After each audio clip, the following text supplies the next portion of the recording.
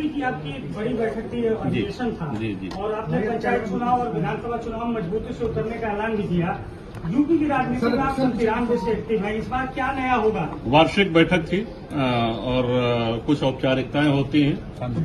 तो आज राष्ट्रीय अध्यक्ष के रूप में मेरा चयन हुआ। अब इसके बाद सारे कार्यकारिणी का गठन और शेष औपचारिकताएं पूरी की जाएंगी।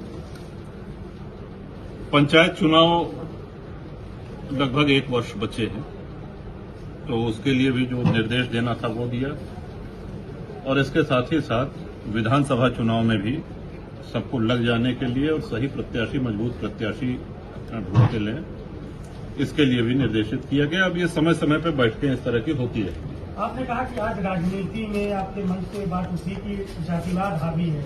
आपने कहा देश के कई सारे मुद्दे हैं जो लगातार जातीय संघर्ष देखने को मिल रहा है यूपी में। आपकी पार्टी इस पर किस तरह से देखती है? खासतौर पर अखिलेश यादव जिस तरीके से बात कह रहे हैं कि जितने भी जो कथा करते हैं, कथावाचक हैं, और धीरेन्द्र शास्त्री का नाम कोट करके उन्होंने कहा कि 50 लाख रुपए तक की का ले लेते हैं जाके, और इस तरीके की बात विरोध भी कर रहा है, समाज विरोध कर रहा है। इस पर क्या कहना है? देखिए, जो भी श्रद्धेय कथावाचक हैं, वो जो जजमान परिवार है जो कथा कराते हैं, तो वो उनकी श्रद्धा है, वो जितना देना चाहें दें, उसमें हमारी कोई टिप्पणी बनती नहीं है।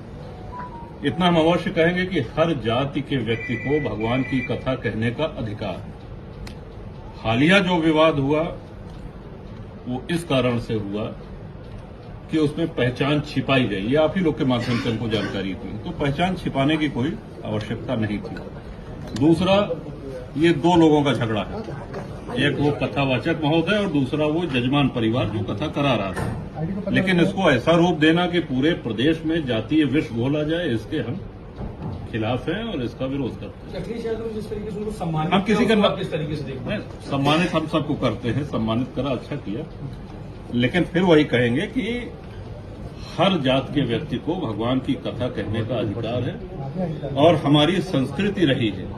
देखिए, संत रविदास जी, मीराबाई उनकी भक्त है। आज वाल्मीकि जी जो है उनकी रामायण घर घर, यहाँ तक कि तुलसी बाबा ने उनकी संस्कृत की रामायण को आधार बना करके श्री रामचरितमानस की रचना करी।